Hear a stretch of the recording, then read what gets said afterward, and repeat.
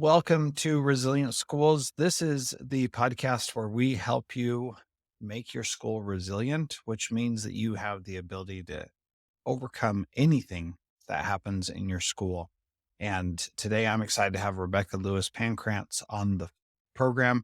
She was on a previous episode of Resilient Schools, which is episode 18, which I definitely suggest you go listen to because we talked about discipline versus punishment and some powerful foundational shifts in my thinking from that episode. So that's resilientschools.com/18. Go check that out for sure. So she works with communities and schools across the United States to truly solve poverty and heal trauma. And we're going to talk quite a bit about that today. And what she does, she helps brilliant and caring leaders create sustainable ecosystems of resilience through building better relationships. She herself was in poverty and worked herself out of the trailer park in 2011 with 3 young sons. And she joined a project to help her get out of that situation and now understands and helps others do that as well. Rebecca, welcome back to Resilient Schools. Thank you for being here. I am super blessed, Jethro, to be here. So we are doing this as part of a way of kicking off the Bridging to Resilience conference that is happening in Wichita, Kansas this November 6th through 8th. If you're listening to this show, you should definitely be attending this conference as well because it deals with real people solving real problems. And we're going to talk about that here in a minute as well. So that is sdac.org. There's a link in the show notes as well, sdac.org/B2R23. And Rebecca, what should people look forward to from our conversation today?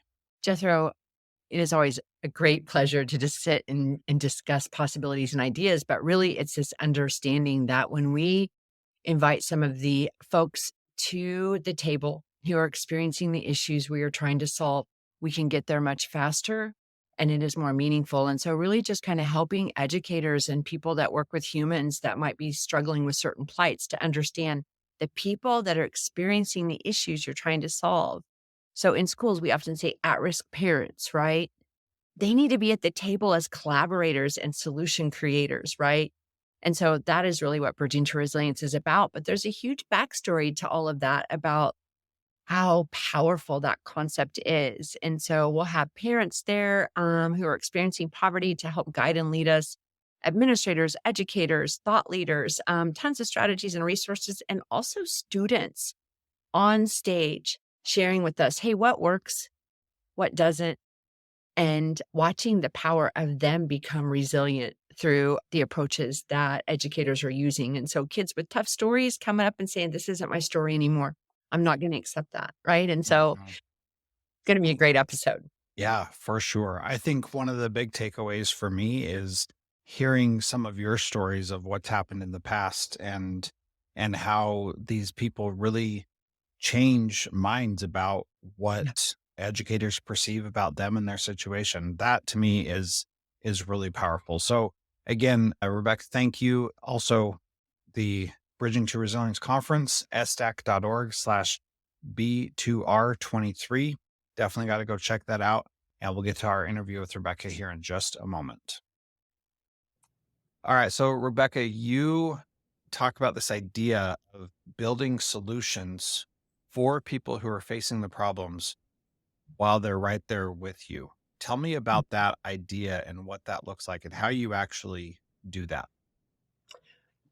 Jethro, I just imagine this world where it's common practice, it's best practice that when we have a group of people that are going through something and you find the people that want to create solutions for that we're like, oh, the best people to go to for the solutions are the people that are experiencing the issue.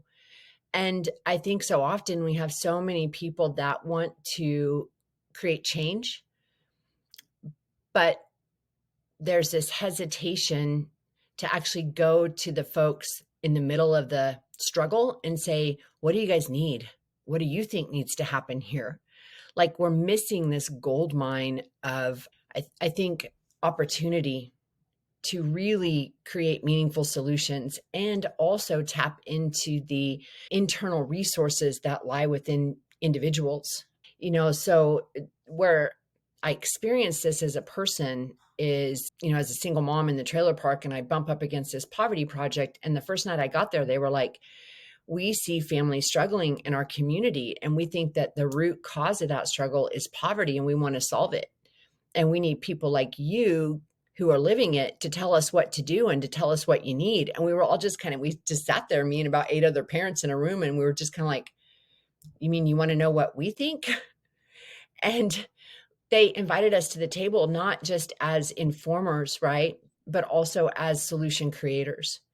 And the collaborations that I've seen generated since then, it's some powerful stuff. And so, an example of that, in that project, we would look at what we called big view topics to solve, like what barriers are people that are experiencing poverty bumping up against in the community, not just the people that were in the project, but like all people. And the families talked about healthcare and health access. And they said, our kids have to go 30 miles in any direction just to go see a primary care physician. The types of insurances that we have, there's no providers here in our town. And they said, and so we usually wait until after 5 o'clock to go to the emergency room to take our kids in for an antibiotic or whatever, because we're single moms and driving 30 minutes, setting appointments. So kids weren't getting their well child checkup. They weren't getting. And so a lot of medical professionals got around a table with us, and we started this process. And it was fascinating because we had families that were in that planning committee about, okay, how do we solve this? And at one point, all the middle class people were talking about, well, we don't have what do you call it? The place where you go, urgent care. Urgent We care. don't have Yeah. an urgent care in our town. And they all got like super excited about that. And the couple that was there to represent the family said, that's still not going to help us. And all the other people in the room, the middle class people, were like, oh yeah, let's get back on point. Right. And out of that collaboration, we were able to bring we created the first federally qualified health clinic satellite in the state of Kansas. So FQHCs are complicated and they're difficult, and they take about 20 years to actually birth and get cooking. But we created a satellite. And so now we have access to healthcare in our town of 14,000 people. So that's an example of when you've got people in the room, they keep you on your true north. They'll tell you what'll work and what won't work. And they are the solution creators. So why do you think we don't go to them more often? I mean, this is an issue. Like, we want to make schools better. Right, We don't ask kids how to make it right, better. We don't ask teachers how to right. make it better. What prevents us from doing that? I think there's a lot of different barriers, but one is that I don't think that we have mainstreamed this idea, right? Like, I think it's a lot of times people just don't think about it, right? They see an issue and, so God bless me. I'm going to need lots of prayers, Jethro, but I'm running for school board, right? Like in Oh, my there you go. one of the questions was, what do we do about teacher retention? And my answer was, well, why don't we ask the teachers what's working and what's not working? They're going to be the ones who really guide us in, I mean, like, and so when we ask about why don't we, I think sometimes when you're talking about at-risk populations, there's Mm. fear.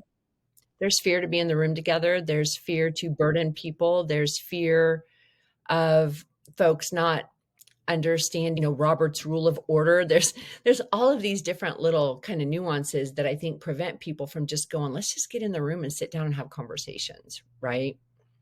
Yeah. And that seems like a, a pretty easy thing to do.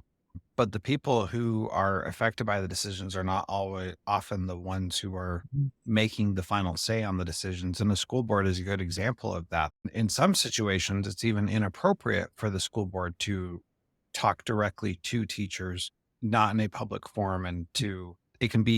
We have systems and structures in place that sometimes prevent that from happening. So, talking about bridging to resilience, specifically the conference that SDAC puts on, how does Mhm. that come to be, where Mhm. you may not have decision makers in the room, or you may not have those impacted in the room, or you may have them all in the room? And how do you manage that in a conference like that?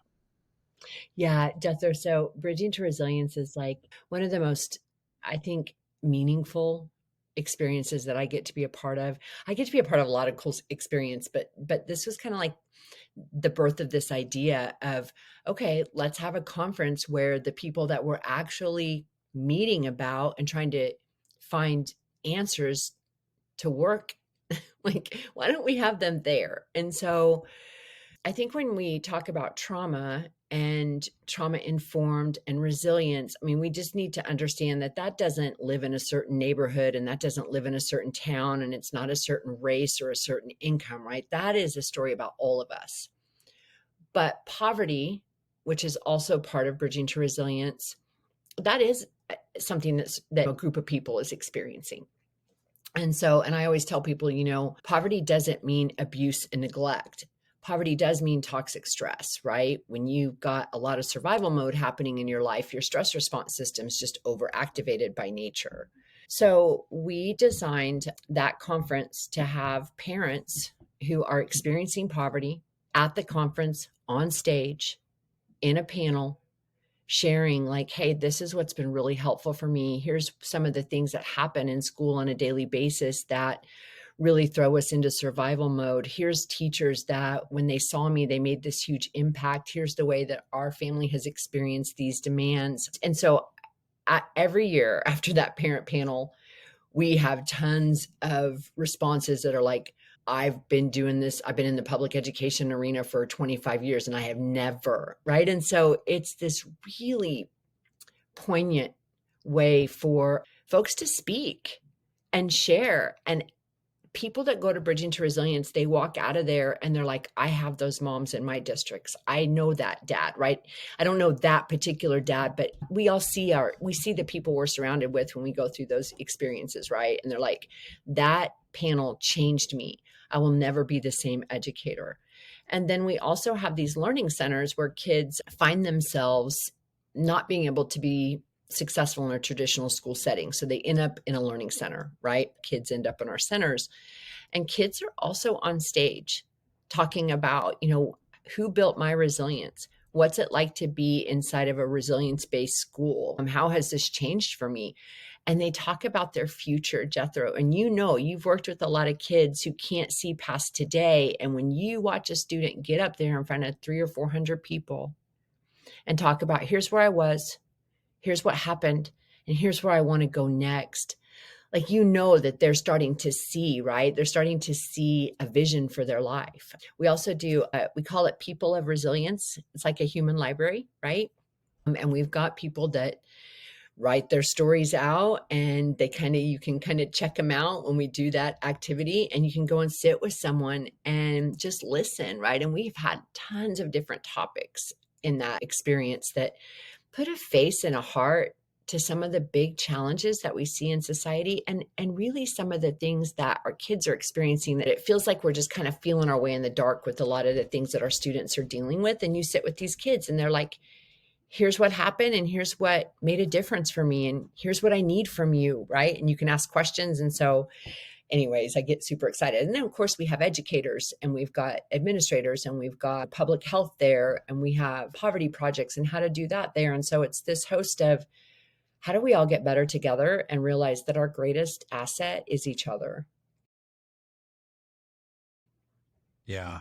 Our greatest asset really is each other, and being able to help people see stories in a different light, like going back to those parent panels and how that helps people see what other people are experiencing, even though you may see it yourself on a day-to-day basis.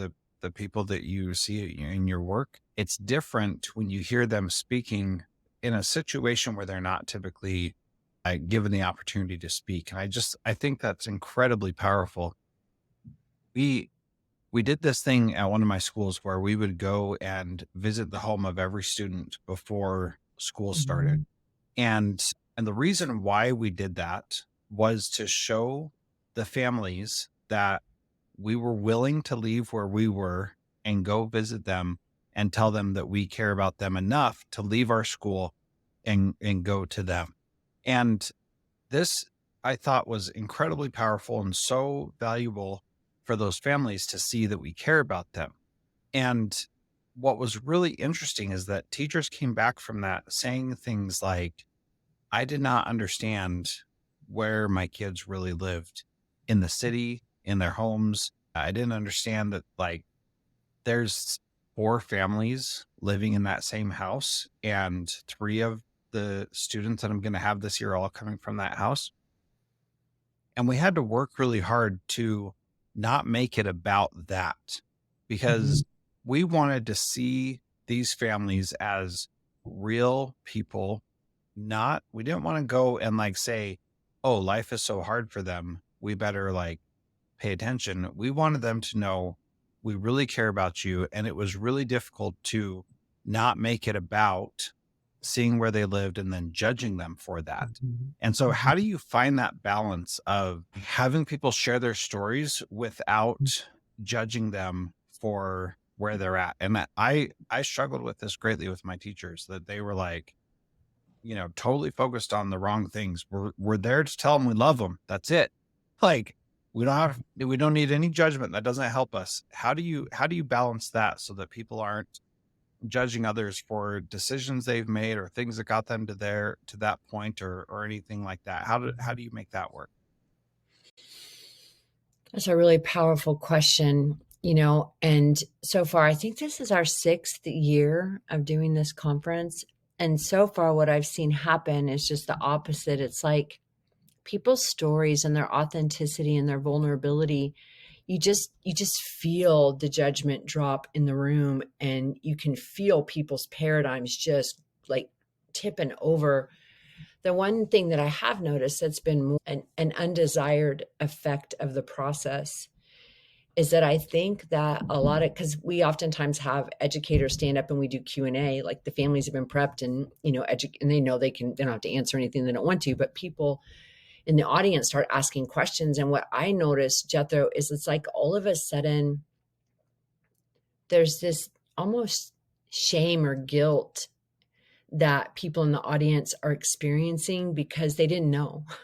Yeah. And so you just watch that all kind of start to come undone. And I've seen, women and dads, moms and dads on that parent panel, like caring for a person that's going through this moment of, oh my gosh, I didn't know. And I'm so sorry. And like, I just need to stand up and say that to you right now, even though you're not the mom or the dad, right? Like, and you watch these moms and dads on the panel start caring for these people in the audience and saying, we're okay. We're a lot tougher than you think we are, right? But we just want to be seen and heard and valued. And we want you to know that we love our kids. Like, poverty is hard.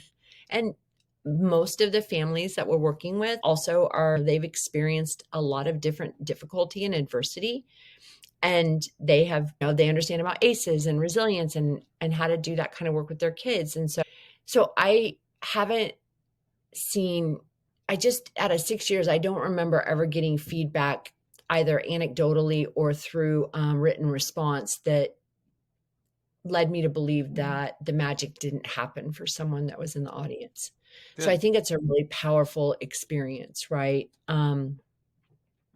So yeah, and the families that come, we don't try and pick the right families. We don't try and put cleaned up versions of people up there. These are real moms and dads. That it's mostly moms because dads have a harder time getting off work, as you already know. Like, but it's mostly moms, mostly single moms, and they're experiencing life right now. I mean, like, we had one little guy that came last year with his mom because he was just too overstimulated to be left with caregivers that weren't his mom or to be at school. Like, and we had all these educators that were wrapping around this kid that had some different, he was having different experiences at this big conference. And you just saw people doing trauma informed strategies with this kid. And like, it was so cool, right? And this mom got to come with a kid that she's pretty isolated in her life because of some of the challenges that they have. And she got to come to a big fancy hotel in Kansas City with her son and have 400 people wrap around her kid and not judge her. Like, and so then, when he was a second grader, right? Like, he wasn't a part of the conference, but he was. So that was fantastic. Yeah. And the kids, but the other thing that I'll say that's really, like, I think also very powerful is we bring these 10 kids, 10 students that want to come and want to be a part of this. We bring these 6 parents. We also, due to sponsorship and just our commitment to families, we also have a very reduced cost for other families that just want to come that are in poverty, right? And they go through the conference, and at the end, they're like, educators are amazing people, because there's judgment on both sides. There's judgment, which is really fear, right? Yeah. And so you watch these families get an entirely new perspective too, and the commitment that they have to go back and be more intentional about building relationships with their educators. That's good stuff. Yeah, yeah, that is. You brought up something a few minutes ago that I just want to circle back to, and it's this idea that the parents are really doing the best they can with what they've got. And this is a core belief of mine that it is it is really the parents' responsibility to raise their children. And the state, other agencies, other people step in to support them.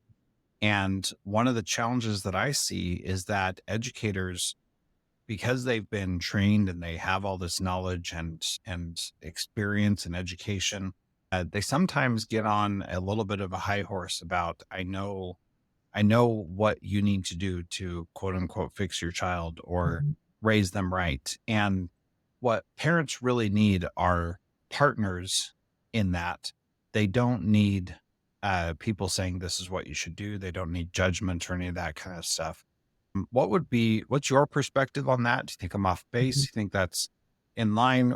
What are your thoughts and then advice to someone who's maybe experiencing some of that judgment and not being as compassionate as they should? Well, I think that we've made a lot of strides in talking about race in our country. Do we have a long ways to go? Absolutely, right? But our younger generation that's coming up, like they're just more awake and open to a lot of different, I guess, belief systems that we've needed for so long. But Americans don't really like to talk about class, right? There's a lot of pain in that conversation, and I don't think we realize just how truly segregated we are by economic class. And so I think a lot of times what's happening, Jethro, is people are alarmed if they've been raised in a lower middle class, upper middle class kind of upbringing. They don't understand that the way that they were raised is actually a culture. Yeah. So when they're seeing things that are very abnormal to the culture, that because that the middle class culture is kind of the status quo, right? Like these are the social norms of most of our systems, of most of the people that run the systems. And so it's really difficult to understand that you are experiencing a culture, right? And now you're going to, like, who knows if I cause trouble with this next statement, but I'm not a researcher. I fought my way through college. It took me 10 years to get a bachelor's degree. And so I am certainly not the most educated person on the planet. But I've looked at some different people that study poverty, and they're like, poverty doesn't have a culture. And I'm like, are you kidding me? Like, we certainly have a culture. And you know, so I don't think that we do enough. I don't think we have enough dialogue or conversation with our young educators to help them understand that you're going to see things that make you super uncomfortable, and it doesn't mean they're wrong. Yeah. Wow. Right. And so helping people to kind of realize that the culture of poverty. And so whether you love Ruby Payne or hate her, I adore her. I've noticed a lot of middle class people have struggles with her, but when I read her book, A Framework for Understanding Generational Poverty, went through curriculum around her, I was like, oh my gosh, this is what's going on. And she really helped me to kind of understand people that weren't like me, and to also understand these kind of hidden rules, is what Ruby Payne talked about, that I was bumping up against inside of a university and a 4-year experience and a welfare system. Like, I had no idea. It just felt very painful, because when I would tell them what was going on in my life and why I was making the decisions I was making, I was getting a lot of backlash from these helpers, right? Because they were judging me. And in my culture, that stuff makes sense. In someone else's culture, it looks asinine, right? And the reality is that behaviors that you have or the hidden rules that you use don't put you in an economic class. They develop from the environment that you live in. And so I don't believe that poverty is a mindset, Jethro. I mean, that almost hurts my heart when I hear people say that. But poverty conditions you, just like middle class conditions you, just like wealth conditions you. And in that conditioning, there's certain patterns that get developed of behavior. And what if we truly understood each other's patterns of behavior instead of thinking that's right or that's wrong? And so when you ask about educators that might be stuck in some of that, it always comes from a place of love. I've never met an educator who wanted to be judgmental or cause harm to a family or a student. And most of it comes from a lack of understanding or a lack of awareness. And so the best remedy for that is to really try and get to know your kids' parents on a human level and talk about the things that are universal for all of us. What are your dreams for your kid? What are your fears right now? What do you wish that I understood that I might not understand? And what would be helpful from you, right? Or what do you need from me? I mean, I think those are some really important questions that if we start there and you start listening to people and you're like, oh my gosh, even though we have these different behaviors and different cultures, we're all really want the same thing: strong families, safe neighborhoods, productive communities, and enriched lives and futures. Yeah, I'm so glad you brought up that last piece, especially because I won't go into the whole story here, but there was a former gangbanger Hispanic woman who was a grandma at my school, and she just thought because I was white and a male and Yeah. not in poverty myself, I mean, we butted heads like crazy. And because my principal, I was the assistant principal, the principal was Hispanic as well, but was not from poverty or from a gang background. This woman just could not even tolerate her. And it was so fascinating because she thought that I was basically the devil and hated everything that I did. And when I started, and by the time I left, she cried and gave me a hug when she found out that I was leaving the school, because I worked really, really hard to see her as a human, as a fellow human, and to understand that she and I both wanted what was best for her grandsons, who she was raising because her daughter was in jail, who was their mom. And like, this woman was amazing and she loved her grandboys so much. It was just crazy. And everything that she did that looked like it was aggressive and fighting and all of that was all because she wanted what was best for her boys and didn't think they were going to get a fair shake. And that just opened my eyes to this woman who would be very easy to judge and very easy for me to say, she doesn't know what she's doing. I can fix all of this. I can tell her what she needs to do. I I just am so grateful she came into my life at that time because she really taught me that behind all of the aggression, all of the disrespect, quote unquote, that she showed me, was really just a woman who loved her grandkids and wanted them to have a better life. And once she understood that I wanted that for her kids also, then things changed. And she was on my side. I was On on your her side. team, you're on the Yeah, same team, you know? exactly. Yeah. And it was a beautiful thing. So I just really appreciate you bringing that up because I've seen that in my own life and how powerful that can be. So, Mhm. thank you. So, in closing, I've said before and I'll say again, if you're listening to this podcast, you need to be at Bridging to Resilience. What else would you add to that? I think, Jethro, every time we do this, people walk away changed. And the thing I would say is that Bridging to Resilience isn't just another conference. And conferences are a great place to go and get recharged and to get new ideas and new strategies. But Bridging to Resilience is like, I don't, I just wish I had better words to describe. Like it's almost like a revival, right? Like, I mean, people come together and there's just so much that happens inside of our souls there. And kids walk away changed, families walk away changed, professionals walk away changed. And truly, I think this is hard work. Education in general is hard work, but once your eyes are open to some of the undercurrents of what's happening in our world and in your classroom and in your school and in your town, it gets a heavy burden. And sometimes people that do the work that you and I do, Jethro, when you talk to them in schools, they feel very isolated and they feel very misunderstood. So Mhm. Bridging to Resilience is a place for people who need to come and get some love from the community that truly gets it. It's also a place for people. I always tell administrators, they're like, I have the same 4 teachers that want to go this year because it was so impactful to them. And I'm like, yeah, but what about the 3 teachers that truly do not understand this paradigm?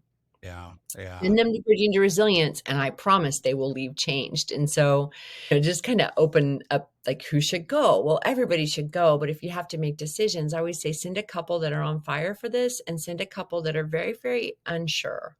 Yeah.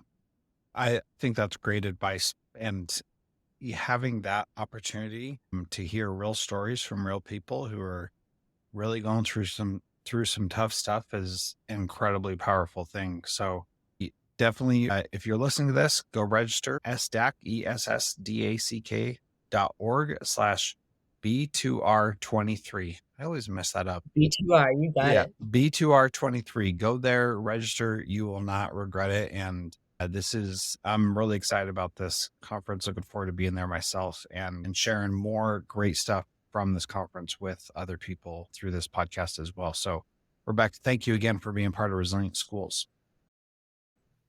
Jethro, thanks for being a part of our family now. Yeah, I'm excited. Edited by Gage Sanderson.